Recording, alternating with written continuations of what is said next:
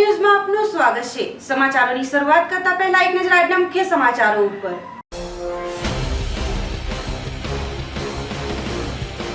ઉરીમાં સૈનિક છાવણી પર થયેલા આતંકી હુમલાના વિરોધમાં દમણના અગ્રણીઓએ આપી જલદ પ્રતિક્રિયા। દમણમાં ડીએમસીની અપીલ બાદ પણ બેંકમાં આધાર કાર્ડ સબમિટ ન કરનારા પેન્શનરોના પેન્શન અટક્યા। ચૂંટણીના કાર્યમાં બેદરકારી દાખવવા બદલ 4 તલાટીઓ વિરુદ્ધ પાડી મામલતદારે કાઢ્યું ધરપકડ વોરંટ। વાપીની વસોનોન પોલિએસ્ટર કંપનીના સિક્યુરિટી ગાર્ડનો છાતીમાં દુખાવો ઉપડ્યા બાદ અચાનક નીપજ્યું મોત। હવે જોઈએ સમાચારો વિગતવાર। જમ્મુ કાશ્મીરમાં ઉરી સેક્ટર સ્થિત ભારતીય સેનાની 12મી બ્રિગેડના મુખ્ય મથક પર રવિવારે પરોઢિયે આતંકવાદીઓએ કરેલા હુમલામાં સેનાના 17 જવાનો શહીદ થયા હતા। હુમલા બાદ ભારતીય લોકોમાં રોષ ફાટી નીકળ્યો હતો। ત્યારે ઉરીમાં થયેલા કાયરતાપૂર્ણ હુમલાને વખોડી કાઢી સંઘ પ્રદેશ દમણના શહેરીજનોએ જલદ પ્રતિક્રિયા આપી હતી। જમ્મુ કાશ્મીરમાં વાસ્તવિક નિયંત્રણ રેખા નજીક આવેલા ઉરી સેક્ટર સ્થિત ભારતીય સેનાની 12મી બ્રિગેડના મુખ્ય મથક પર રવિવારે પરોઢિયે પાકિસ્તાન સમર્થિત આતંકવાદીઓએ અત્યાર સુધીનો સૌથી મોટો હુમલો કર્યો છે। સૈન્યના ઉરી બ્રિગેડ હેડક્વાર્ટર પર થયેલા આ હુમલામાં 17 જવાનો શહીદ થયા હતા, જેમાંથી 13ના મોત ટેન્ટમાં લાગેલી આગમાં જીવતા સળગી જવાના કારણે થયા હતા, જ્યારે 32 જવાનો ગંભીર રીતે દાઝી ગયા હતા। તો ઉરીમાં થયેલા કાયરતાપૂર્ણ હુમલાને ભારતીય લોકો દ્વારા વખોડી કાઢી લોકોનો રોષ ફાટી નીકળ્યો હતો। તો આ હુમલાને લઈ સંઘ પ્રદેશ દમણના શહેરીજનોએ પણ પોતાની પ્રતિક્રિયા જલદ રીતે આપી હતી।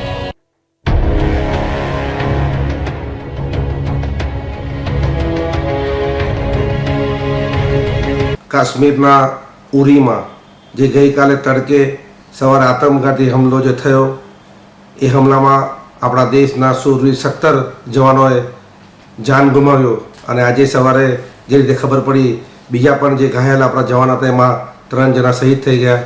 તમામ શહીદોને હું શ્રદ્ધાંજલિ આપું છું, નમન કરું છું અને વંદન કરું છું। એમના પરિવારોને સહાનુભૂતિ આપવા સિવાય આપણી પાસે કશું નથી। પરંતુ આજે આપણા દેશની સુરક્ષા તમામ આપણી જે બોર્ડર છે એમાં આપણા સુરક્ષા જવાનો કરી રહ્યા છે।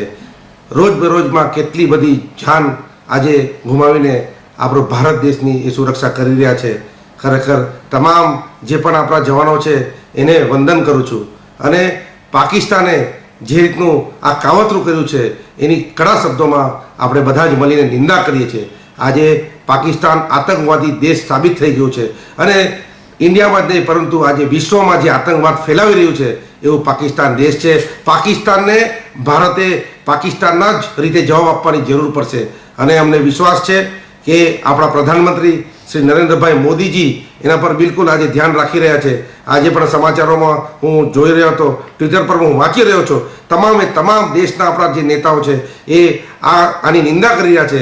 આજે આતંકવાદી હુમલો જે રીતે પાકિસ્તાન વારંવાર કાશ્મીરમાં કરીને આપણી ભારત દેશની જે પ્રગતિ, ઉન્નતિ અને વિકાસને જે અનસ્ટેબિલાઇઝ કરવાનું જે કામ કરી રહ્યો છે એનાથી ખરેખર હવે આપણે જાગીને પાકિસ્તાનને એના જ રીતે જવાબ આપવાનો આ વારો આવી ગયો છે।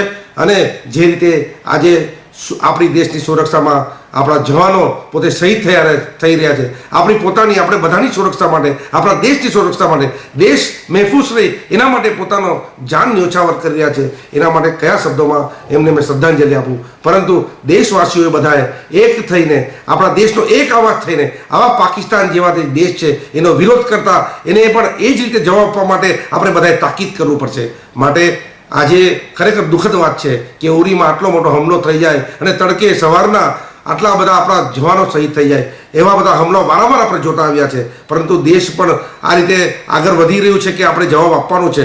પરંતુ આપણા દેશના પ્રધાનમંત્રી, આપણા જે રક્ષામંત્રી છે પરીકર સાહેબ, આપણા જે ગૃહમંત્રી રાજનાથસિંહજી છે એમને સ્ટેટમેન્ટ પણ જારી કર્યા છે કે દેશ હવે ચૂપ બેસશે નહીં, દેશ પણ એ જ રીતે જવાબ આપશે। દેશે ઘણી બધી એવી કોશિશ કરી કે આપણે આપણા પડોશીની સાથે સારા એવા સંબંધ રાખીને સારી રીતે આપણે આગળ વધીએ, પરંતુ આપણે કહીએ છીએ કે કૂતરાની પૂંછડી એ વાંકી જ રહે, એ કોઈ દિવસ સીધી થવાની નથી। તો આપણે પણ એમાં બધાએ હવે દેશના એક યુવાનો, દેશના એક નાગરિકોએ બધાએ એક અવાજે આવા દુશ્મનોનો સામનો કરવા માટે એક અવાજથી આપણે એનો વિરોધ કરવાની જરૂર છે। અને દેશના પ્રધાનમંત્રી, દેશની સરકાર કોઈ પણ નિર્ણય પાકિસ્તાનની સામે લે એમાં આપણે પણ ટેકો આપીને એમને સપોર્ટ કરીને પાકિસ્તાન જેવા જે દેશ છે, જે આતંકવાદી દેશ છે, એને નષ્ટ નાબૂદ કરવાની જરૂર છે. ફરી એક વખત હું બધા જ જે આપણા સૈનિકોએ પોતાનો જાન ગુમાવ્યો છે એને શ્રદ્ધાંજલિ આપીને વંદન કરું છું, નમન કરું છું અને એમના પરિવારને સહાનુભૂતિ આપું છું. ભગવાન એમના પરિવારને શક્તિ આપે કે આ જે તકલીફ એમના પરિવાર પર આવી ગઈ છે એ ફક્ત પરિવાર પર તકલીફ નથી, પરંતુ દેશવાસીઓ પણ એમની તકલીફમાં, એમના દુઃખમાં સાથે છે. આટલું જ કહીને ફરીથી નમન. વંદે માતરમ. સૌપ્રથમ આ ઉરીમાં શહીદ થયેલા તમામ અમર જવાનોને હું મારા હૃદયના અંતઃકરણથી શ્રદ્ધાંજલિ સમર્પિત કરું છું. અને મારી પ્રતિક્રિયા એ જ છે કે સરકારો બદલાઈ, કોંગ્રેસ હોય કે ભાજપા હોય, માત્ર વાતોથી ચાલવાનું નથી. વારંવાર આવી ઘટનાઓ પાકિસ્તાન દ્વારા આપણા દેશ માટે થતી આવી છે અને વારંવાર થઈ રહી છે. અને આપણા દેશના કરતા ધરતા માત્ર મીડિયામાં પોતાનું વક્તવ્ય આપી દે ને જે તે ગૃહમંત્રી હોય કે પ્રધાનમંત્રી હોય દેશના ને એ માત્ર વાતથી જ પાકિસ્તાનને ચૂપ કરવાની ધમકીઓ આપતા રહે છે મીડિયાના માધ્યમથી, એ હવે બંધ કરે અને એકવાર પાકિસ્તાન સામેની લડાઈ લડી લેવી જોઈએ. જે થવાનું હોય તે થાય. આજે તો મને સ્વર્ગીય ઇન્દિરા ગાંધીજી યાદ આવે છે કે આજ સુધીના દેશના ઇતિહાસમાં કેટલાઓ પુરુષ વડાપ્રધાન બન્યા, પરંતુ આજ સુધી પાકિસ્તાનની નાપાક હરકતોને રોકી નહીં શક્યા. સ્વર્ગીય ઇન્દિરા ગાંધીજીએ જેમ પાકિસ્તાનના 2 ભાગલા પાડીને એક બાંગ્લાદેશ સર્જ્યું હતું, એવી જ રીતે પાકિસ્તાનના હાલમાં 6 ટુકડા પાડીને પાકિસ્તાનને ખંડ કરી દેવાની જરૂર છે. દેશમાં ટ્વિટરબાજ અને મીડિયાના માધ્યમથી પાકિસ્તાનને ધમકી આપવાનું બંધ કરી અને દેશના લોકોનું હિતની વાત કરી ને આ એકવાર આરપારની લડાઈ લડી લેવી જોઈએ. અને એકવાર આ સાથે એક સાબિતી કરી દેવી જોઈએ કે ભારતીય સેનાઓના સૈનિકોની જાન એટલી સસ્તી નથી કે વારે ઘડી આવી વારદાત કરીને અમારા સૈનિકોને બલિદાન આપતા રહે. આવી ઘટનાઓ ઘટતી રહે છે. દરેક વખતે શ્રદ્ધાંજલિઓ અપાય છે અને માત્ર એમને જીવન નિર્વાહ કરવા માટે પરિવારને મદદ કરી દેવાથી, આર્થિક સહાય કરી દેવાથી આ દેશની સમસ્યા ન થવાનું નથી.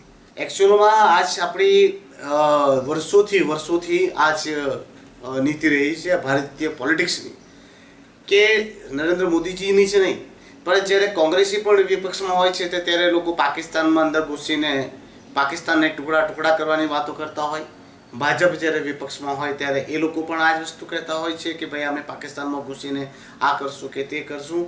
પરંતુ જ્યારે સત્તા પર આવે છે ત્યારે બધા રાજકીય રોટલા શેકવાની કોશિશો ચાલુ કરે છે, પોતાને સત્તા ઉપર ટકી રહેવાની કોશિશ કરે છે.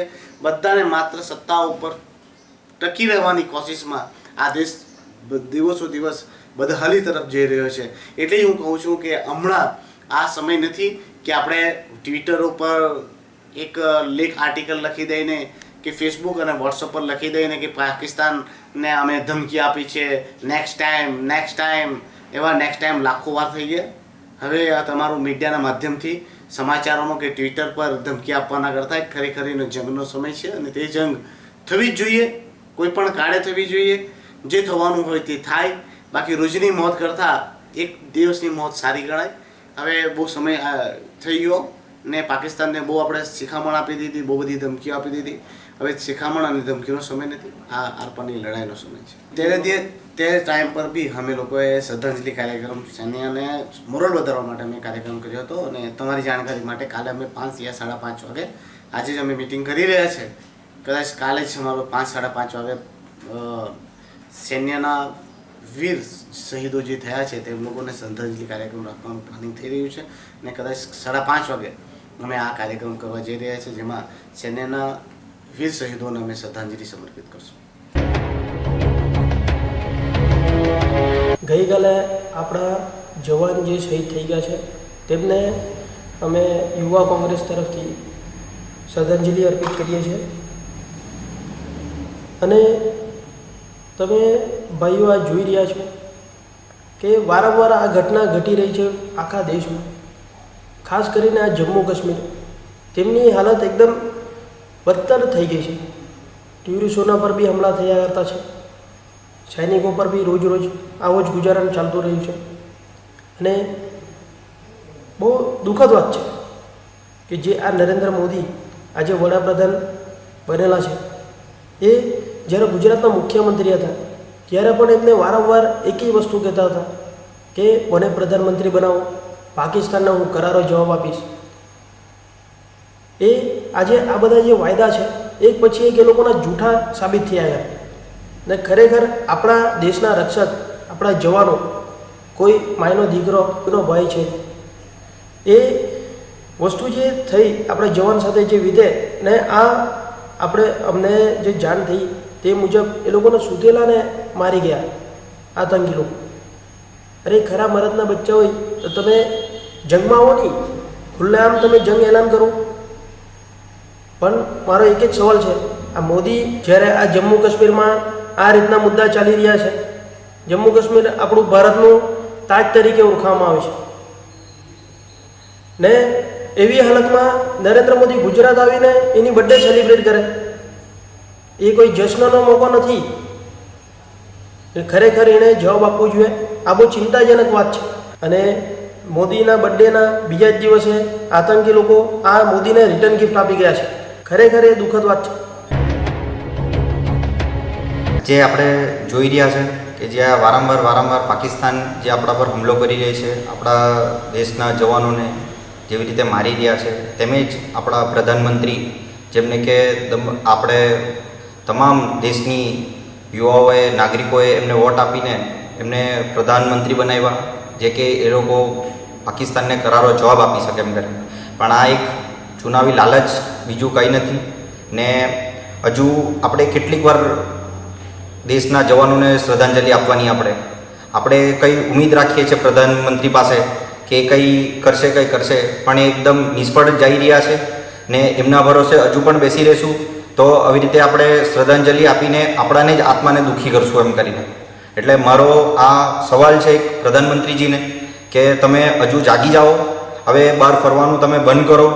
બહાર ફરવાથી દેશનું ભલું નથી થતું, થઈ રહ્યું. આ તમે તમારી મનમરજી ચલાવો છો. ખાલી આના મિનિસ્ટરને, પેલા પ્રાઇમ મિનિસ્ટરને મળીને તમે શું સાબિત કરવા માંગો છો? આ જે દેશની જે પરિસ્થિતિ સર્જાઈ રહી છે એ પરિસ્થિતિ પર તમે આવો, દેશના અંદર તમે રહો.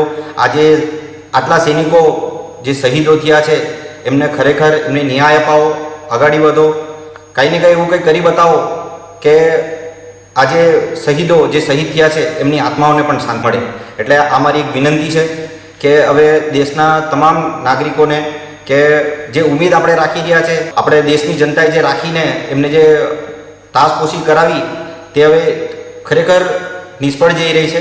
ને હવે આજે 3 વર્ષના અંદર તમે જોયું હશે કે કેટલા હમલા થઈ ગયા છે, પણ એનો કોઈ જવાબ આવ્યો નથી. ને એમને કંઈ એમ જોવા જાય તો ખરેખર એક વાત કરીએ તો એમને કાંઈ પડી જ નથી. એમને બહાર સાઉથ આફ્રિકામાં શું ચાલી રહ્યું છે, ઓબામા સાથે શું ચાલી રહ્યું છે, બસ એમને તે ચિંતા છે. આજે દેશની જનતાએ વોટ આપ્યો છે તે શા માટે વોટ આપ્યો છે? વોટ આપવાનું કારણ શું છે? તમે બહાર જઈને દેશના પૈસા ઉપર તમે ત્યાં બહાર લીલા લહેર કરો, તેના માટે આપ્યું નથી. આ દેશના જવાનોની તમારી ફરજ છે, તમારે ફરજ બજાવવું જોઈએ, તમારે આટલે રહેવું જોઈએ. ને જે પાકિસ્તાન છે એ ભગોળો દેશ છે, એને કરારો જવાબ આપવું જોઈએ. જય હિન્દ. ને ફરી એકવાર અમે જે આ સૈનિકો જે શહીદો થયા છે એમને શ્રદ્ધાંજલિ આપીએ છીએ ને એમના ઘરવાળાઓને ઉપરવાળા સહાયતા કરે, એમની જે શહીદો થયા છે એમની આત્માને શાંતિ આપે. અમે પૂરી પહેલાં તેની નિંદા કરીએ. આ બહુ ખોટું થઈ રહ્યું છે ને નહીં થવું જોઈએ. પહેલાં તો એમના પરિવારને શક્તિ આપે ભગવાન પ્રાર્થના કરીએ. ને આપણા દેશના વડાપ્રધાન શ્રી નરેન્દ્રભાઈ મોદી એણે બી સ્ટેટમેન્ટ આપ્યું છે કે એમને એના પર અમે એક્શન લેવાનું, પૂરેપૂરું એક્શન લેવાના છે એના પર.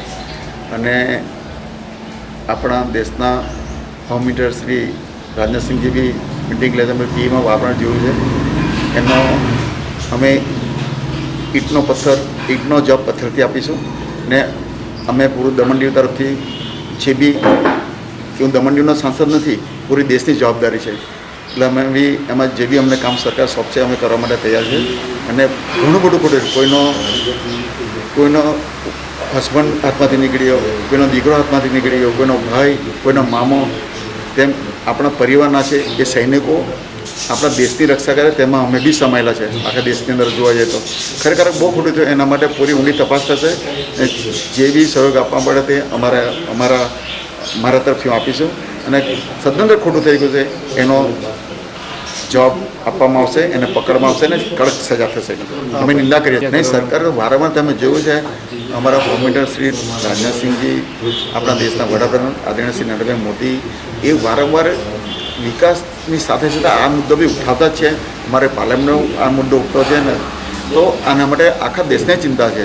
આમાં દરેક પાર્ટીને બી ચિંતા છે. એવું નથી કે અમારી એનડીએ સરકારને ચિંતા છે, દરેકને ચિંતા છે, દરેક સાંસદને ચિંતા છે, દરેક જનતાને ચિંતા છે, દરેક વર્ગને ચિંતા, સમાજને ચિંતા છે. આ કે એક આપણો પરિવાર છે આ દેશની રક્ષા કરવા માટે, તો એને હાથે જો આ 17 જવાનો અમારા હુમલો કરી આગની અંદર, તો એમાં અમારી બી ફરજ બને કે એની ઊંડી તપાસ થશે ને અમારો પૂરેપૂરો સહયોગ રહેશે.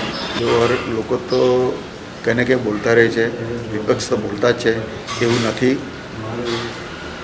એ કંઈ ગીત બીપ નથી, એ બહુ દુઃખની વાત છે. લોકોને મોઢે ક્યાં તારા મારવા જવાના, પરંતુ એનો જવાબ અમારી મોદી સરકાર જરૂર આપશે. ગઈકાલે જમ્મુ કાશ્મીરમાં જો પાકિસ્તાન દ્વારા આતંકી હુમલો કરવામાં આવ્યો, એમાં આપણા ભારત દેશના સૈનિકો 17 જેવા સૈનિકોનું મૃત્યુ થયું છે. એના માટે હું મારા દુનેઠા ગામ તરફથી, નાગરિક તરફથી હું એનો કડક વિરોધ કરું છું. અને હું આપણા ભારત દેશના સરકારને હું મેસેજ આપવા માગું છું કે આના ઉપર એકદમ કડકથી કડક એક્શન લે. અને જો આ સરકાર આના પર કડક એક્શન નહીં લેશે તો હું ભારતનો નાગરિક હોવાથી હું એનામાં કડક વિરોધ કરીશ. કારણ કે આ આતંકી હુમલો વારંવાર કરી રહ્યા છે અને જે આપણા દેશની આ જે કમજોરી આજે ચાલી રહી છે એનો એ લોકો જે પાકિસ્તાન ફાયદો ઉઠાવી રહ્યા છે, આપણે એમનો જવાબ કડકથી આપવું જોઈએ એવી હું મારા ભારતના નાગરિક તરફથી હું અપેક્ષા રાખું છું. કાલે જમ્મુ કાશ્મીરમાં ઉરીની અંદર જે ઘટના બની, જે આતંકવાદીઓએ એમના નાપાક મનસૂબા પાર પાડવા માટે જે ઘાત લગાવીને જે હુમલો કરવામાં આવ્યો, તેમાં આપણા સેનાના 17 જવાનો જે મૃત્યુ પામ્યા છે, એના માટે અમે દુઃખ વ્યક્ત કરીએ છીએ. અને આખો દેશ આ ઘટનાને લઈને દુઃખી છે.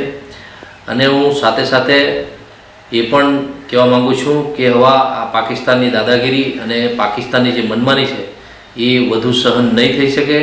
હવે આપણે પાકિસ્તાન ઉપર હુમલો કરી એને એમની ઓકાત બતાવવી જોઈએ. અને અમને વિશ્વાસ છે કે આપણા વડાપ્રધાન નરેન્દ્ર મોદીજી આના પર જરૂર પગલાં ભરશે. પણ દેશે પણ એક સાથે આ ઘટનાને વખોડી છે. તેવી જ રીતે પાકિસ્તાન પર હુમલો થાય ત્યારે પણ દેશે પણ એક સાથે મોદીજી સાથે ઊભા રહેવું પડશે. અને આપણે એને જડબાતોડ જવાબ આપીને એકવાર જડમૂળથી આ આતંકવાદને આપણે મિટાવવું જોઈએ. આ વાત તમારી એકદમ સાચી છે, પણ આ એક બોખલાવાટ બી છે. આજે જે રીતે ભારત દેશનું નામ વિશ્વની અંદર થઈ રહ્યું છે, જે રીતે એમનો ઘેરાવ થઈ રહ્યો છે, તમે જોયું હશે ઈરાન અને અફઘાનિસ્તાન 2 દેશો આપણી સાથે મજબૂતીની એમાં ઉભા રહ્યા છે. એટલા માટે આ લોકોને પેટમાં દુખી રહ્યું છે અને એમના નાપાક મનસૂબા પૂરા કરવા માટે દેશને અંદરથી તોડવા માટે કાવતરું રચવામાં આવ્યું છે. પણ દેશ કદાપી આ બરદાસ્ત નહીં કરે. હું અમારા તમામ રાજકીય પક્ષો તેમજ સત્તાધારી પક્ષોને પણ વિનંતી કરું છું કે હવે આ બરદાસ્તની બહાર છે. ये जो कश्मीर उड़ी में कल हादसा हुआ था, ये बहुत ही शर्मजनक हादसा है. आतंकवादी ने कायरता की निशानी दिखाई है. सोते हुए हमारे देश के जो जवान सो रहे थे उसके ऊपर टेंट के ऊपर कुछ ग्रेनेड डाल के 15 से 16 20 हमारे जवान उसमें शहीद हो गए हैं. तो मैं अपनी तरफ से यही वक्तव्य देना चाहता हूँ कि बार बार ऐसी घिनौना काम करके वो अपनी कायरता दिखा रहे. तो मैं देश के हमारे प्रधानमंत्री जी और डिफेंस को कहना चाहता हूँ कि एक बार हो जाए दूध का दूध और पानी का पानी, चलो अटैक कर देते, फिर देखते हैं पाकिस्तान कहाँ रहता और हिंदुस्तान कौन है, हम भी दिखा देते.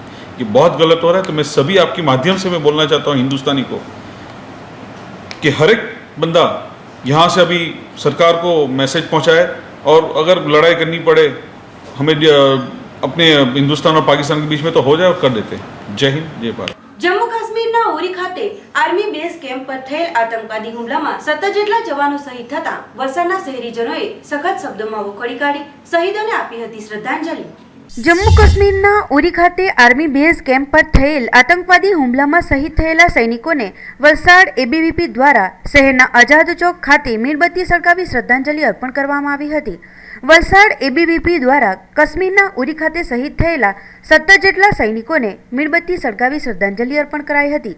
કાશ્મીરના ઉરી ખાતે આર્મી બેઝ કેમ્પ પર આતંકીઓ દ્વારા હુમલો કરવામાં આવ્યો હતો, જેમાં 30 જેટલા સૈનિકો ગંભીર રીતે ઇજાગ્રસ્ત થયા હતા, જ્યારે 17 સૈનિકો શહીદ થયા હતા. ભારત માતાના પુત્રોની શહીદીને વલસાડ એબીવીપી દ્વારા શહેરના મધ્યમાં આવેલ આઝાદ ચોક ખાતે મીણબત્તી સળગાવી શ્રદ્ધાંજલિ અપાઈ હતી અને અખિલ ભારતીય વિદ્યાર્થી પરિષદ વલસાડ સખત શબ્દોમાં વખોડી કાઢી હતી અને ભારત સરકારને આવી ઘટના વારંવાર ન બને તે માટે અનુરોધ કર્યો હતો.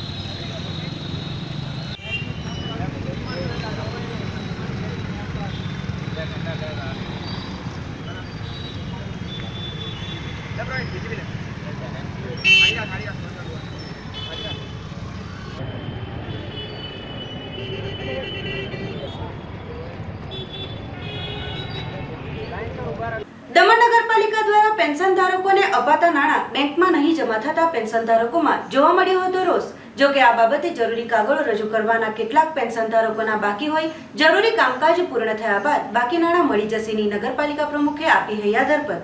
સંઘ પ્રદેશ દમણમાં નગરપાલિકા તરફથી પેન્શનરોને દર માસે પેન્શન સહાય આપવામાં આવે છે, ત્યારે પેન્શનના આ પૈસા નહીં આપવાના કારણે સોમવારના રોજ બેંક ખાતે આવેલ મહિલાઓ રોષે ભરાઈ હતી અને જણાવ્યું હતું કે જરૂરી કાર્યવાહી કરવામાં આવી છે, બધું જમા કરાવી દીધું છે, પરંતુ તેમ છતાંય અમારા પૈસા આવ્યા નથી. તો આ પ્રકારનો મામલો પહેલા પણ થઈ ચૂક્યો હોય, સમયસર પૈસા ચૂકવવામાં આવતા હતા, પરંતુ આધાર કાર્ડ સબમિશન કરવાને લઈ EFMS ભારત સરકારના આદેશ પ્રમાણે પેન્શનરોએ આધાર કાર્ડની માહિતી બેંકોમાં જમા કરાવવાની રહેતી હતી, જેથી પેન્શન ધારકોએ આધાર કાર્ડ જમા કરાવેલ હોય તેઓના પૈસા આવી ગયા છે, પરંતુ કેટલાક એવા પેન્શન ધારકો પણ છે કે જેઓએ આધાર કાર્ડ જમા કરાવ્યું ન હોય તેઓના ખાતામાં પૈસા જમા થયા નથી, જેથી જે પણ પેન્શન ધારકોની 2-4 માસથી નીકળતી રકમ બાકી હોય એ મળી જશેની ખાતરી નગરપાલિકા પ્રમુખ અનિલભાઈ ટંડેલે આપી છે.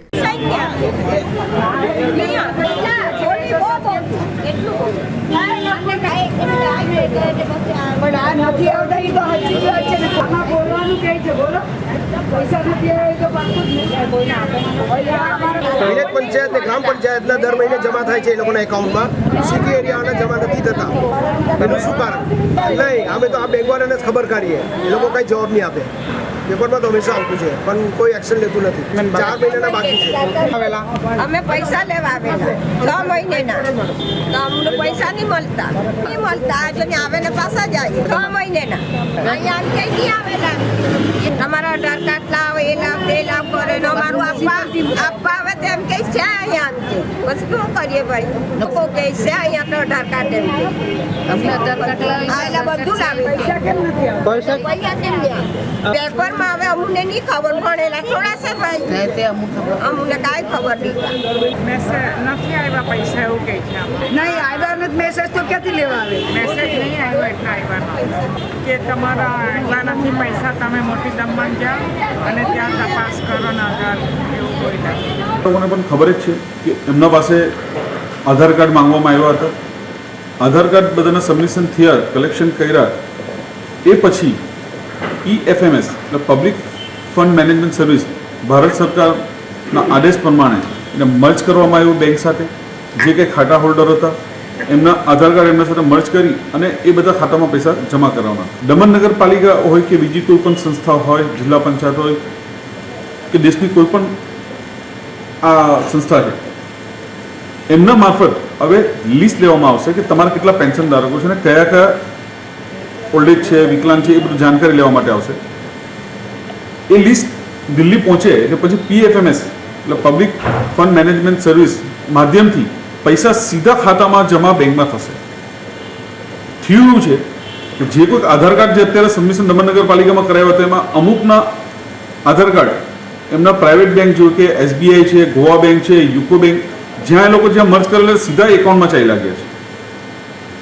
1 મહિના અત્યારે ટ્રાયલ બેઝ પર અમે પૈસા અત્યારે જમા કરીને જોઈએ તો 2339 જેટલા પેન્શનધારકો હતા એમાંથી 1533 જેટલા પૈસા યુકો બેંકમાં જમા થયા, બાકીના એ લોકોના એકાઉન્ટમાં ચાલ્યા ગયા. એટલા માટે પાછા જે 500 લોકોના જે બાકી રહી ગયા છે એમના પાસેથી પાછી એમના આધાર કાર્ડ લેવામાં આવશે, બેંકમાં જઈને એમને સાઇન કરવાની રહેશે, એટલે એ મર્જ સીધા યુકો બેંકમાં થઈ જશે. તો પછી જે 2339 એઝ પર એપ્રિલ સુધીના એ બધા ડિટેલ્સ પૂરી થશે. હવે એપ્રિલ પછી જૂન, જુલાઈ, ઓગસ્ટ અને સપ્ટેમ્બર દર મહિને અથવા 3-4 મહિના પછી એમાં કોઈક વધારો પણ થયો હશે, એડિશન્સ થયા હશે. એટલે દર મહિનાના પૈસા હવે ઇન્ડિવિજ્યુઅલ મૂકવા માટે અમને આદેશ આવ્યો છે. પર અમે પ્રયત્ન કરી રહ્યા છે સેપરેટ કરીને કે જુલાઈમાં એપ્રિલમાં તો 2339 હતા, એના પછી 2340 પણ થયા છે, 45 થયા છે, વધતા ગયા છે. તો હવે એ બધા પૈસા કેવી રીતે જમા કરવાના? કારણ કે અમે નંબર્સ ઓફ અમે સાથે જમા કરાવીએ તો બધાના એકાઉન્ટમાં જે ચાલ્યા જશે. એટલે આપના માધ્યમથી હું જે કંઈ પેન્શન ધારકોને છે એમને જાણ કરું છું કે તમારા જેટલા પૈસા 4 મહિના 3 મહિના બાકી છે ટૂંક સમયમાં આપને મળી જશે. પાટી તાલુકાના ડુમલાવ, ખડકી, ટીગરા, ખેલાવ, બરાઈ, ડુંગરી ખાતે ફરજ બજાવતા 4 તલાટીઓ સામે મામલતદારે લાલાક કરતા અન્ય તલાટીઓમાં ફફડાટ ફેલાયો હતો. પાટી મામલતદાર કાર્યપાલક મેજિસ્ટ્રેટ યાસ્મીન શેખે પાટી તાલુકાના 4 તલાટીઓને આવનાર ચૂંટણી સંદર્ભે મતદાર યાદીનો નમૂનો અને નિયતપત્રકમાં માહિતી તૈયાર કરી જે તમામ વિગતો સોમવારના રોજ સમય મર્યાદામાં રજૂ કરવાના હતા. જે કામમાં 4 તલાટીઓ ડુમલાવ, ખડકી, ટીગરા, ખેરલાવ, બરાઈ, ડુંગરી ખાતે ફરજ બજાવતા સુરેશ પટેલ, મહેન્દ્ર પટેલ, શીતલ ટંડેલ અને જગદીશ પટેલ આ 4 તલાટીઓ પોતાના મનસ્વીપણે સમય મર્યાદામાં માહિતી રજૂ ન કરતા જેના કારણે મામલતદાર યાસ્મીન શેખે તેઓના સામે ધરપકડ વોરંટ કાઢવામાં આવ્યા હતા. જેમાં તલાટી સુરેશ પટેલ અગાઉ પણ તેઓના સામે કામગીરી બાબતે 10 માર્ચ 2016 અને 23 જૂન 2016 મળી 3 વખત વોરંટ ઇસ્યુ કરવામાં આવતા તલાટીઓમાં ફફડાટ મચી ગયો હતો.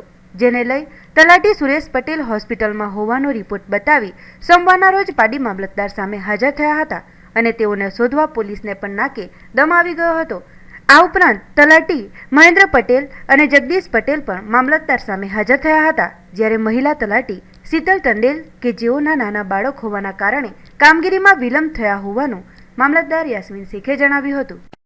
હવે અમારે ગ્રામ પંચાયતની ચૂંટણીની મતદાર યાદી પુરવણી યાદી નંબર 1 અને 2 નમૂના સબમિટ કરવાના છે. આજે સાંજે છેલ્લો દિવસ છે એનો, અને જો 4 વાગે એ લોક થઈ જાય એ પહેલાં નહીં પહોંચી શકે તો મામલતદારની સીધી જવાબદારી આવી જાય. અમે ઘણા દિવસોથી તલાટીઓને ફોલોઅપ કરીએ છીએ, એમને ફોન કરીએ છીએ, એમને બોલાવીએ છીએ. અમે એમના ઉપરી અધિકારીને પણ જાણ કરી કે આપના જે તકમંત્રીઓ છે એમને મોકલાવો, આ કામ અમારું બાકી છે. ચૂંટણીનું કામ એ ખૂબ અગત્યનું છે, સમય મર્યાદાનું છે. જો સમય મર્યાદામાં ન કરવામાં આવે તો જવાબદારી ઊભી થઈ જાય, સામે કેસ પણ થઈ શકે અમારી. એટલે પછી અમે વારંવાર ટેલિફોનિક વાત કરવા માંગી તો ઘણાના ટેલિફોન બંધ હતા, સમયસર આવ્યા નહીં અને કલેક્ટર ઓફિસમાંથી સતત અમારું ફોલોઅપ થતું હતું. એટલે છેલ્લે ના છૂટકે અમારે પછી એમને ફોન બંધ હોવાથી વોરંટ કાઢવાની ફરજ પડી. વોરંટ કાઢવામાં એક મહેન્દ્રભાઈ હતા, એક શીતલબેન ખડકી અને ડુંગરી અને એક સુરેશભાઈ. આ સુરેશભાઈની સામે આ 3જું વોરંટ છે, જેમની આ 3 ગામ હતા. પહેલાં પણ અમે 2 વોરંટ એમની સામે ઇસ્યુ કરી ચૂક્યા છે. એમને 4 કલાકથી અમે શોધતા હતા, પોલીસે પણ 4 કલાકની જહેમતથી એમને શોધ્યા, મહા મુસીબતથી મળ્યા, પરંતુ એ 8 વાગે સાંજે હોસ્પિટલમાં એડમિટ થઈ ગયા હતા એમની ખરાબ તબિયતના કારણે. વાપીના થરફેસ વિસ્તારમાં આવેલ એક કંપનીમાં સિક્યુરિટી ગાર્ડનું અગમ્ય કારણોસર થયું મોત. વાપી થરફેસ વિસ્તારમાં આવેલ વાલસન પોલિસ્ટર કંપનીમાં સિક્યુરિટીનું કામ કરતા વિનોદ દ્વારકા, ઉંમર વર્ષ 42, રહે રામનગર, મૂળ રહે ઝારખંડનું કોઈક કારણોવશ કંપનીમાં જ મોત થયું. વિનોદ સિક્યુરિટીમાં કામ કરતો હતો, જે કંપનીના ગેટ પર નાઇટ ડ્યુટી કરી રહ્યો હતો. સવારે 7:30 વાગ્યે લગભગ અચાનક તેની છાતીમાં દુખાવો થતાં તે ગેટ પર જ સૂઈ ગયો હતો. જ્યારે નાઇટ શિફ્ટ પૂરી થતાં કંપનીના કામદારો બહાર આવ્યા તો ગેટ પાસે વિનોદને જગાડ્યો હતો, પરંતુ તે નહીં ઉઠતા તરત જ સિક્યુરિટી કોન્ટ્રાક્ટરને બોલાવી વાપીની હરિયા હોસ્પિટલમાં તેને ખસેડવામાં આવ્યો હતો. જ્યાં ફરજ પરના તબીબોએ તેને મૃત ઘોષિત કરતા આ અંગેની જાણ પોલીસને કરવામાં આવી હતી. પોલીસે ઘટના સ્થળે પહોંચી જરૂરી દસ્તાવેજો બનાવી મૃતકની લાશને પીએમથી મોકલી હતી. હવે પીએમ રિપોર્ટ આવ્યા બાદ જ મોતની સાચી હકીકત સામે આવશે. હાલે તો જીઆઈડીસી પોલીસે વધુ તપાસ હાથ ધરી છે.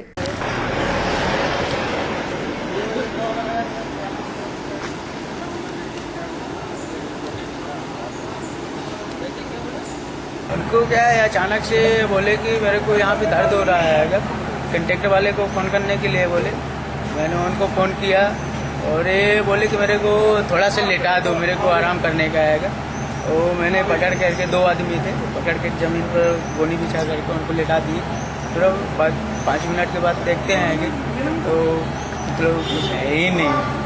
फिर कंपनी पे बताए साहब लोग आया और जब तक अपना कंटेक्टर वाले पहुँचे तब तक तो खलासी हो चुके रहे. क्या नाम है इनका? विनोद पासवान. कितने साल से काम करते थे? एक महीना हुआ अभी. एक महीना हुआ. દમણની હોટલ સિરોકના હોલમાં સમેકિત બાળ સંરક્ષણ યોજના અંતર્ગત કેન્દ્રીય દત્તક ગ્રહણ પ્રાધિકરણ દ્વારા દત્તક ગ્રહણ વિષય પર કાર્યશાળાનું આયોજન કરાયું હતું. દમણની હોટલ સિરોકમાં સમેકિત બાળ સંરક્ષણ યોજના સમાજ કલ્યાણ વિભાગ દ્વારા કેન્દ્રીય દત્તક ગ્રહણ પ્રાધિકરણના નિદર્શનમાં રાજ્ય દત્તક ગ્રહણ પ્રાધિકરણના સૌજન્યથી દત્તક લેવાની કાર્યવાહીના સંબંધમાં એક કાર્યશાળાનું આયોજન કરાયું હતું. જેમાં દિલ્હીથી આવેલ અતિથિઓએ દત્તક લેવા માટે થતી પ્રક્રિયા પર વિસ્તારથી જાણકારી આપી હતી. કાર્યશાળાનું ઉદ્ઘાટન જિલ્લા કલેક્ટર ઉમેશ ત્યાગી દ્વારા કરાયું હતું. આ અવસરે સમેકિત બાળ સંરક્ષણ યોજના પ્રોગ્રામ મેનેજર સંજીવકુમાર પંડ્યાએ જણાવ્યું કે દત્તક ગ્રહણ એક એવી પ્રક્રિયા છે જેમાં એક વગર માતા પિતાના બાળકને પૂરો પરિવાર મળે છે. ત્યારે આ અવસર પર બાલ કલ્યાણ સમિતિના સદસ્યગણો, કિશોર ન્યાય બોર્ડના પદાધિકારીઓ, પોલીસ વિભાગ, શિક્ષા વિભાગ, બાલ વિકાસ પરિયોજના, સ્વાસ્થ્ય વિભાગના અધિકારી, જિલ્લા બાળ સંરક્ષણ અધિકારી મોનિકા બારડ, દત્તક ગ્રહણની દમણ પ્રોગ્રામ ઓફિસર તેજશ્રી સંખે, સમેકિત બાળ સંરક્ષણ યોજનાની ટીમ વગેરે ઉપસ્થિત રહ્યા હતા.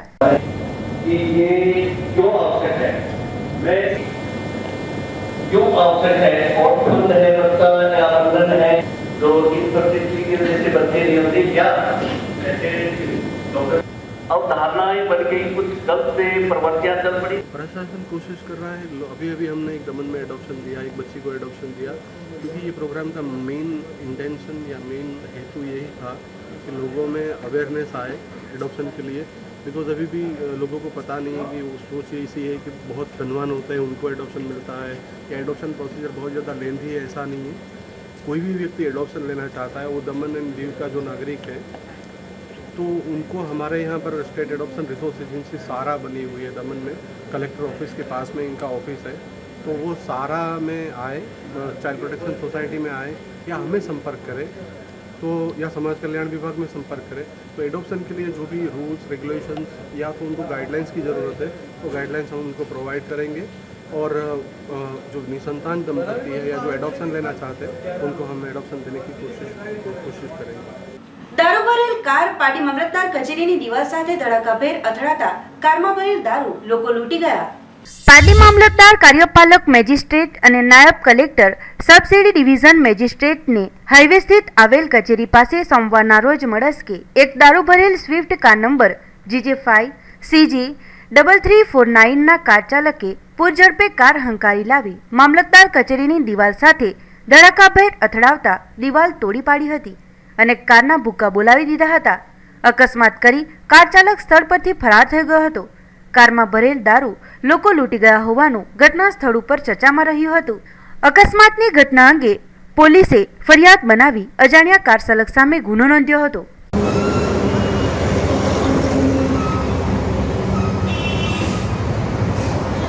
લૂંટાઈ ગયો લાગે.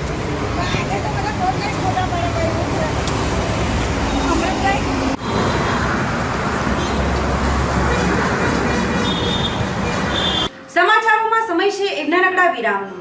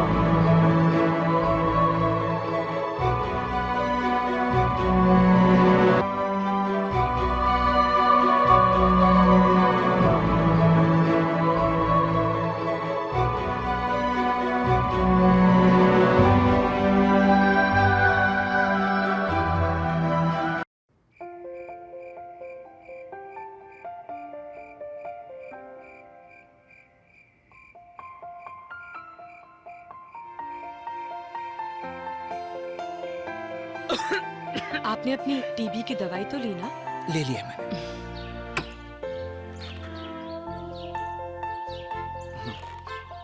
एक मिनट में। क्या हुआ? ठीक। बेटा, तूने अपनी जांच करवाई?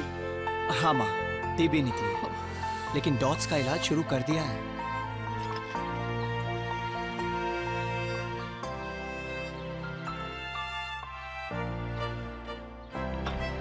जिंदगी के हर कदम पे आप डबल सावधानी लेते हैं, तो टीबी के इलाज में भी ऐसा जरूर कीजिए। टीबी संक्रमित मरीजों को अपनी HIV की जांच जरूर करवानी चाहिए, ताकि आपके टीबी के इलाज में कोई रुकावट ना आए। વિરામ બાદ આપનું સ્વાગત છે। પાડી બગવાડા ટોલનાકા પાસે ચાલુ કારમાં શરાબનું સેવન કરતા સસરા જમાઈ સાથે ચારની પાડી પોલીસે કરી ધરપકડ। પાડી બગવાડા ટોલનાકા પાસેથી પાડી પોલીસે ચાલુ કારમાં દારૂ પીતા વડોદરાના સસરા જમાઈ સહિત ચારની ધરપકડ કરી સળિયા પાછળ ધકેલી દીધા હતા।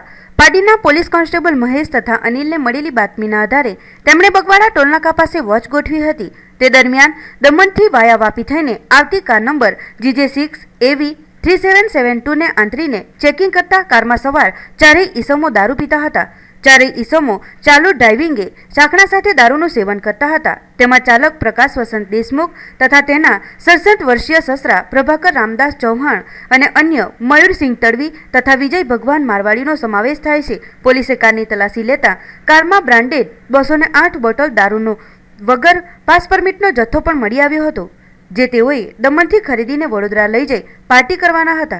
આ દારૂનો જથ્થો તથા કાર મળી 2,34,000નો મુદ્દામાલ જપ્ત કરી ચારેયને સળિયા પાછળ ધકેલી પાડી પોલીસે આગળની કાર્યવાહી હાથ ધરી છે।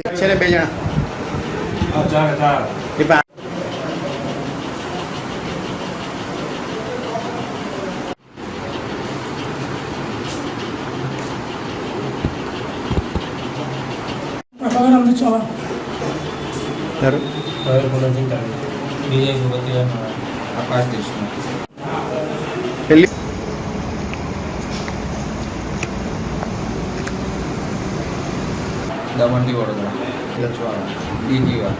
ડ્રાઇવિંગ ના સસરા એ તો એમાં જ આવ્યા છે। વાપીના છરવાડા સ્થિત રમજાનવાડીમાં જીબીના ઇલેક્ટ્રિક વાયરના સંપર્કમાં આવેલ પિકઅપ વેનમાં સવાર વ્યક્તિઓને લાગ્યો હતો વીજ કરંટ। વાપીના છરવાડા ગામમાંથી પસાર થતી જીબીના ઇલેક્ટ્રિક પોલ પરથી લગભગ સોમવારે 10 વાગ્યાની આસપાસ ઇલેક્ટ્રિક કેબલ અચાનકથી નીચે આવી જતા એક બિસ્લેરી પાણીની બોટલ લઈ જઈ રહેલ બોલેરો ગાડી નંબર GJ15Z7880ની સાથે સંપર્કમાં આવતા જીવિત તાર અચાનક ગાડી પર જ તૂટી પડતા વીજ કરંટ પૂરી ગાડીમાં ફેલાવાથી અંદર સવાર લોકોને જોરદાર કરંટ લાગ્યો હતો, જે બાદ તરત જ સ્થાનિકોએ વાંસના લાકડાથી તારને હટાવી દઈ જીબીમાં આ ઘટનાની જાણ કરતા વીજ પ્રવાહને બંધ કરાયો હતો અને પોલીસને પણ જાણકારી અપાઈ હતી અને પોલીસ પણ ઘટના સ્થળે પહોંચી હતી। જોકે સદનસીબે કોઈ જાનહાનિ થઈ ન હતી, પરંતુ વીજ કરંટને કારણે ગાડીમાં ઘણું નુકસાન થયું હતું। હાલે તો આ ઘટના અંગે પોલીસે આગળની તપાસ હાથ ધરી છે।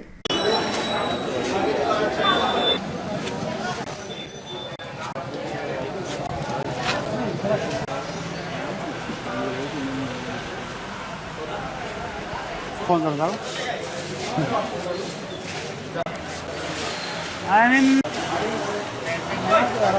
કેમ નહીં આવે યાર?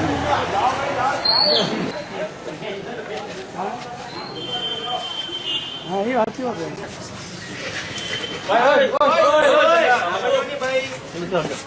हादसा ये हुआ कि 10 बजे पावर गया इसका, 10 बजे लाइन टूटा है।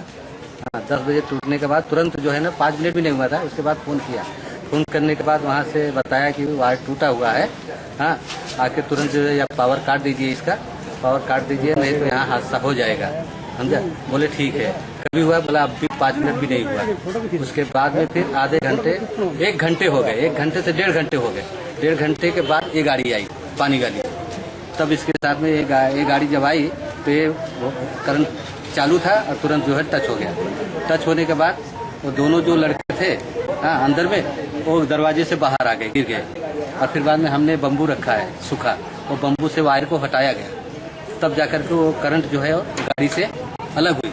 उसके बाद फिर वो बम्बू जो है वहाँ साइड में रख दिया गया और वो दोनों भाई बेहोश पड़ गए बाहर। उनको अभी एक को हॉस्पिटल ले गए और एक जो है अभी मौजूद है, अभी यहीं पर है शायद। સેલવાસના ગલોંડા વિસ્તારમાં ભૂકંપનો ઝટકો આવતા લોકોમાં ફેલાયો હતો ગભરાટ. સંઘ પ્રદેશ સેલવાસની આજુબાજુના વિસ્તારમાં ભૂકંપના આંચકાઓ મહેસૂસ થતા ગલોંડા વિસ્તારના લોકો દહેશતમાં આવી ગયા હતા. સાંજે 4:30 વાગ્યાની આસપાસ ગલોંડા ખાતે આવેલ કન્યા છાત્રાલયની બધી છોકરીઓ સામાન સાથે હોસ્ટેલ બહાર આવી ઊભી હોવાના સમાચાર મળતા જ ઘટના સ્થળે અનેક અગ્રણીઓ પહોંચી ગયા હતા. સ્થળ પર જઈ જોતા જાણવા મળ્યું હતું કે રવિવારની સાંજે 4:30 વાગ્યાની આસપાસ હાલમાં જ 3 કરોડના ખર્ચે તૈયાર કરાયેલ છાત્રાલય ભૂકંપના ઝટકો આવતા જ દિવાલોમાં તિરાડ પડી ગઈ હોય, જેના કારણે 100 જેટલી હોસ્ટેલમાં રહેતી વિદ્યાર્થીનીઓ હોસ્ટેલના મકાનની બહાર આવી ગયા હતા. વિદ્યાર્થીનીઓને સામાનની સાથે હોસ્ટેલની બહાર ઉભેલ જોઈ આડોશ પાડોશના લોકો પણ દોડી આવ્યા હતા. છોકરીઓમાં એટલો બધો ડર હતો કે કોઈ પણ વિદ્યાર્થીની હોસ્ટેલમાં જવા માટે તૈયાર થઈ ન હતી. જોતજોતામાં જિલ્લા પંચાયતના અધિકારી ડોક્ટર વિજય પરમાર, ઇરિગેશન એક્ઝિક્યુટિવ એન્જિનિયર કિરણ ગાંધી તેમજ તેમની ટીમ પણ પહોંચી ગઈ હતી. તે બાદ હોસ્ટેલ બિલ્ડિંગની પૂર્ણ તપાસ કરાતા કોઈપણ જાતની ખામી ન જણાતા દરેક વિદ્યાર્થીનીઓને સમજાવી પરત હોસ્ટેલમાં લઈ અવાઈ હતી. કેટલીક વિદ્યાર્થીનીઓએ પોતાના વાલીઓને પણ ફોન કરી બોલાવ્યા હતા, પરંતુ બધું સુરક્ષિત હોય 100 જેટલી વિદ્યાર્થીનીઓ પરત હોસ્ટેલમાં ફરી હતી. ઘટનાની જાણ થતાં જ પંચાયતના સભ્યો અને સરપંચ પણ પહોંચી ગયા હતા. તેમજ આજુબાજુમાં રહેતા અનેક લોકોએ ભૂકંપનો ઝટકો મહેસૂસ કર્યો હતો. રવિવારના રોજ ભાજપના રાષ્ટ્રીય મહામંત્રી ડોક્ટર અનિલ જૈન સંઘ પ્રદેશ દમણની મુલાકાત આવ્યા હતા. આ પ્રસંગે તેઓએ દમણ દીવ ભારતીય જનતા પાર્ટીની કોર કમિટીની સાથે બેઠક યોજી મહત્વપૂર્ણ માહિતી આપી હતી. ભાજપના રાષ્ટ્રીય મહામંત્રી ડોક્ટર અનિલ જૈન રવિવારે દમણની મુલાકાતે આવ્યા હતા. દુનેઠામાં ભાજપના કાર્યકર્તાઓ સાથેની બેઠકમાં સંગઠનને મજબૂત કરવા અને રાષ્ટ્રીય સ્તરે દરેક રાજ્યો અને કેન્દ્રશાસિત પ્રદેશોમાં ભાજપની સરકાર છે અને જે રાજ્યોમાં ભાજપની સરકાર નથી તેવા રાજ્યોને જોડવાની અને ત્યાંની સમસ્યાઓને જાણવા માટેના પ્રયાસો હાથ ધરવામાં આવી રહ્યા છે. હવે દમણ દીવના પ્રશાસક કોઈ IAS ઓફિસર નથી. ભાજપના નેતા આજે પ્રશાસક તરીકે ચાર્જ સંભાળી રહ્યા છે. તેથી નિર્ધારિત સમય મર્યાદામાં તમામ વિકાસ કાર્યને પૂર્ણ કરી લેવામાં આવશે હોવાનું તેમણે જણાવ્યું હતું. જેમાં દમણ દીવ જિલ્લા પંચાયત અને દમણ દીવની પાલિકાઓ પાસેથી જે અધિકારો છીનવાઈ ગયા છે તેઓને ફરી આપવામાં આવશે. પ્રશાસક પ્રફુલભાઈ પટેલ તમામ કાર્ય કરશે એવું આશ્વાસન આપ્યું હતું. દમણમાં ભાજપના કોઈપણ મંત્રી આવે તો લોકોને ફક્ત ખોટા આશ્વાસન આપી ચાલી જતા હોય છે, પરંતુ નક્કર રીતે આજ સુધી કોઈ કાર્ય થયું નથી. એવા એક સવાલના જવાબમાં તેમણે કહ્યું કે ટૂંક સમયમાં જ બદલાવ જોવા મળશે. બેટી બચાવો બેટી પઢાઓ યોજના દમણમાં હજી સુધી પાકા પાયે લાગુ થઈ નથી. તેના જવાબમાં કેન્દ્ર સરકારની દરેક યોજનાઓની માહિતી ગામડાના છેવાડાના માનવી સુધી પહોંચાડો અને તેનો લાભ અપાવો તેવું કાર્યકરોને આહવાન કરાયું હતું. બેઠકમાં હાજર નવીનચંદ્ર અખુભાઈ પટેલે કહ્યું કે ડાભેલ પંચાયતમાં કોંગ્રેસનું શાસન છે અને ડાભેલ વિસ્તારમાં આજ સુધી ભાજપના સાંસદ કે પછી ભાજપના હોદ્દેદાર ચૂંટણી હોય કે પછી કોઈ પણ કાર્યક્રમ હોય આવતા નથી અને ડાભેલમાં ફક્ત તેમનો પરિવાર જ ભાજપનો પ્રચાર કરતા આવી રહ્યા છે. બેઠકમાં સંગઠન મંત્રી વિવેક દાટકર, સાંસદ લાલુભાઈ પટેલ, પ્રદેશ પ્રમુખ ગોપાલ દાદા, મંત્રી વાસુ પટેલ, ઉપપ્રમુખ મનોજ નાયક, અશોક કાશી, વિશાલ ટંડેલ, પાલિકા प्रमुख अनिल टंडेल, जिला प्रमुख दीपेश टंडेल वगैरह हाजिर રહ્યા હતા. भारतीय जनता पार्टी ने पूरे देश के 36 राज्य उनका विस्तृत प्रवास का दौरा रखा है. उसमें जो पार्टी के 8 महामंत्री और पार्टी में व्यवस्था में 4 सह महामंत्री संगठन, ऐसे 12 लोग जो और अध्यक्ष की टीम के शीर्षस्थ लोग हैं, उनको हर व्यक्ति को 3 प्रदेश दिए. एक प्रदेश ऐसा जो यूनियन टेरिटरी या नॉर्थ ईस्ट, एक प्रदेश सरकार जहाँ है और एक प्रदेश बड़ा प्रदेश जहाँ सरकार नहीं है. तो इसी प्रक्रिया के अंतर्गत कि उसमें सारे देश को समझने का पार्टी के पास खाका एक समान आकलन हो सके, समान विचार से पार्टी चले, तो इस दृष्टि से ये रखा गया है. उसके तहत मुझे ये छोटे और यूनियन टेरिटरी प्रदेश में ये प्रदेश मिला है और शासक प्रदेश में गोवा है और बड़ा प्रदेश जहाँ सरकार नहीं हुआ तमिलनाडु. ऐसे मुझे 3 प्रदेशों का दौरा करना है. इसमें ये प्रदेश अभी तक प्रशासक IAS होते थे. अब प्रशासक एक जननेता पब्लिक के व्यक्ति प्रशासक हुए हैं और आज इस बात की चर्चा हुई है कि प्रशासक को ये बात कहकर नीचे DMC को भी और जिला पंचायत को भी अधिकार मिले और उनके जो अधिकार के क्षेत्र के काम है वो लोग करें, जिससे कि डिसेंट्रलाइजेशन ऑफ पावर ये ठीक प्रकार से हो सके, लोगों को कल्याण के काम नीचे फैल सके. इसके लिए प्रशासक की नियुक्ति और प्रशासक से मिलने का काम हमारे प्रदेश के प्रभारी ने किया है, सांसद ने किया है और निश्चित रूप से इसमें जरूर परिवर्तन आएगा, जैसा आप कह रहे हैं वैसा होगा। आज आह्वान किया है कि जैसे देश में और दुनिया में हमारी भारतीय जनता पार्टी की सरकारें काम कर रही है और देश में दुनिया में भारत का नाम ऊंचा हो रहा है, उसी की शुरुआत यहाँ नीचे अपने अपने तालुका और अपने जिले स्तर पर होनी चाहिए। और जो आपने कही, जो अमूलचूल सुविधाएं हैं, चाहे वो सड़क है, बिजली है, पानी है, अस्पताल है, स्कूल है, ये कम से कम सबको अच्छी तरह से मुहैया हो, इसके लिए ये सरकार काम करेगी। मैं स्वयं प्रशासक से बात करूंगा। आज प्रशासक यहाँ नहीं है और मैं इस टाइमलाइन को प्रशासक के मुंह से ही आपको जानकारी कराऊंगा। પાર્ટીના જુનિયર એડવોકેટ ડીડી ડાકેનું ટૂંકી માંદગી દરમિયાન થયું નિધન. પાર્ટી વકીલ મંડળ દ્વારા કોર્ટમાં શોકસભામાં 2 દિવસ કોર્ટની કાર્યવાહીથી અડકા રહેવાનો ઠરાવ કર્યો. પાર્ટી વકીલ મંડળના જુનિયર એડવોકેટ ધનેશ ડી ડાકે ઉંમર વર્ષ 42 રહે ગોઈમા તાલુકા પાડીનાનું ટૂંકી માંદગી દરમિયાન રવિવારના રોજ નિધન થયું હતું. જે સંદર્ભમાં સોમવારના રોજ પાર્ટી કોર્ટમાં વકીલ મંડળ દ્વારા 10:30 કલાકે શોકસભા પ્રિન્સિપાલ ન્યાયાધીશ કેપી ઠાકોર, એડિશનલ ન્યાયાધીશ પીવી ઢિમ્મર તેમજ વકીલ મંડળના પ્રમુખ નરીમાન ખાડીવાલા, સેક્રેટરી ભરતભાઈ પટેલ, ઉપપ્રમુખ ધર્મીન શાહ, જોઈન્ટ સેક્રેટરી વિજય શાહ, ખજાનચી દેવેન ભટ્ટ તેમજ મોટી સંખ્યામાં વકીલો ઉપસ્થિત રહી તેમના શોકસભામાં 2 મિનિટનું મૌન પાડી પ્રભુ તેમની આત્માને પરમ શાંતિ આપે તેમજ તેમના પરિવારમાં તેમની પત્ની સોનલબેન અને પુત્ર દાસ કે જેઓ પર પડેલ અણધારી મુશ્કેલીનો સામનો કરવાની અખૂટ શક્તિ આપે એવી પ્રાર્થના કરી હતી. તેમજ આજની શોકસભામાં વકીલ મંડળ દ્વારા તારીખ 19 અને 20મી સપ્ટેમ્બર આ બંને દિવસે વકીલો કોર્ટના કાર્યવાહીથી અડગા રહેવાનો ઠરાવ કર્યો હતો. ધનેશભાઈ ડી ડાકે કે જેઓ ભોઈમા ગામના વતની હતા, ખેડૂત પણ હતા અને એઓ અમદાવાદ ખાતે એમના માતા પિતા રહેતા હતા. ત્યાં એમણે વકીલાતનો અભ્યાસ કર્યો અને ત્યાં 4 વર્ષ સુધી નવીનભાઈ એમના સગા ભાઈ છે એમની સાથે ત્યાં પ્રેક્ટિસ કરી. ત્યારબાદ પાર્ટી કોર્ટમાં આવેલા અહીંયા બારમાં રજિસ્ટ્રેશન કરાવી અને અહીંયા પ્રેક્ટિસ ચાલુ કરેલી. ત્યારબાદ એઓ પાર્ટીમાં સ્થાયી થવા માટે આવ્યા. તે વખતે અમારા સિનિયર એડવોકેટ મહેશભાઈ ભટ્ટ વતી દિનેશભાઈ વકીલે એમને મકાન ભાડેથી આપ્યું અને ત્યાર પછી એમને દસ્તાવેજ કરીને અહીંયા કાયમી રહેતા થઈ ગયેલા અને એઓ છેલ્લા કેટલાક સમયથી ક્રિમિનલ અને બીજા જુદા જુદા કેસોમાં પ્રેક્ટિસ કરતા આવેલા. સરળ સ્વભાવના હતા અને કાયમ કાનૂની શિબિર થાય એટલે અમે કોર્ટ તરફથી કે વકીલ મંડળ તરફથી એમને કહેવામાં આવે કે તમારે આ જગ્યાએ જઈને તમારે આ શિબિર કરવાની છે, કોઈ દિવસ ના નહીં પાડતા અને ત્યાં પહોંચી જતા. લોક અદાલતમાં પણ હોય તો એવો આવીને સમયસર આવીને વકીલ અમે ગુમાવ્યો છે એ અમારો વકીલ મંડળ આજે સુખની લાગણી અનુભવે છે. સાથે એમની જે પત્ની સોનલબેન કે જેઓ નાની વયે વિધવા બન્યા છે, એક દીકરા કે જે દર્શ કરીને છે, જે 9મા ધોરણનો અભ્યાસ કરે છે. બધા વકીલોની પણ એવી ઈચ્છા હતી કે થોડોક સમય પણ એવો અહીંયા રહે તો એમનું કુટુંબ કે એની પરિવાર સરખી રીતે સેટ થાય, પરંતુ તેવું નથી બન્યું. કુદરતનું જે કંઈ થાય તે કુદરત કરે, એમાં કોઈનું કંઈ ચાલે એવું નથી. એટલે આજે એમના માનમાં અમે આ શોકસભા રાખેલી છે અને 2 દિવસ માટે અમે કામથી અડધા રહીશું. Vapi Lions Club of Vapi નાઈસે વાપી શહેરને સ્વચ્છ કરવાનું ઝડપ્યું બીડું.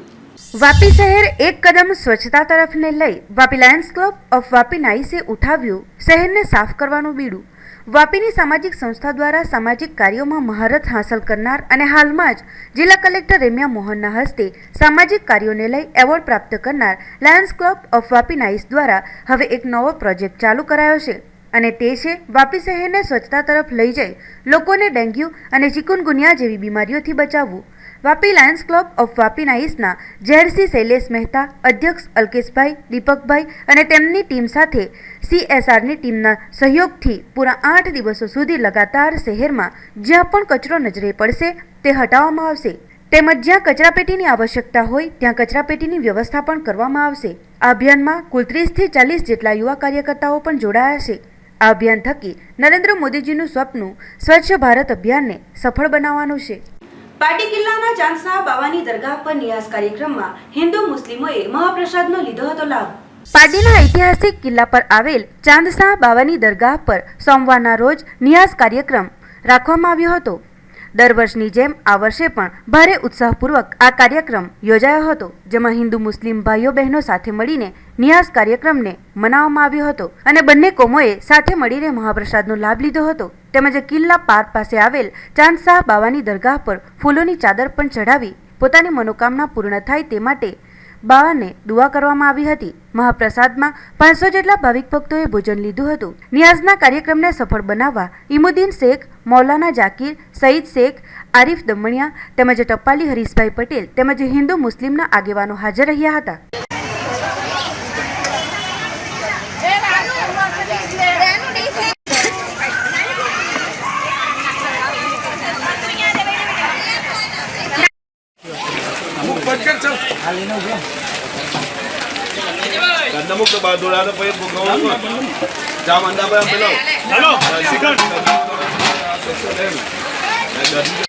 સદીની અંદર પાર્ટીના શહેર કિલ્લામાં આવેલા હજરત ચાંસલ બાબા રઝિયલ્લાહુ તાલા અન્હોની મજારે પાક પર દર વર્ષે નિયાજનો કાર્યક્રમ કરવામાં આવે છે. એમના ઉર્સ મુબારકમાં 16 જીલહજ એટલે કે 16 જીલહજ મુસ્લિમ 4 જીલહજે દર વર્ષે અહીંયા ન્યાજ રાખવામાં આવે છે. તેમાં દરેક કોમના વ્યક્તિઓ આ ન્યાજની મહાપ્રસાદનો લાભ લે છે અને આ પ્રકારે દર વર્ષે પારડી કિલ્લા પર આવેલા હજરત ચાંસલ બાબા રઝિયલ્લાહુ તાલા અન્હોની મજારે પાક પર ન્યાજનો લાભ લે છે. તેમાં કોઈ પણ જાતનો ભેદભાવ રાખવામાં આવતો નથી અને દરેક કોમના માણસો આવીને એકતાનો પ્રતીક તરીકે ઉભે છે. સમાચારોના અંતમાં એક નજર આજના મુખ્ય સમાચારો ઉપર.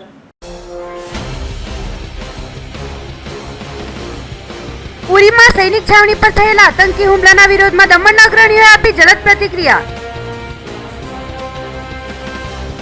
દમણમાં ડીએનસીની અપીલ બાદ પણ બેંકમાં આધાર કાર્ડ સબમિટ ન કરનારા પેન્શનરોના પેન્શન અટક્યા.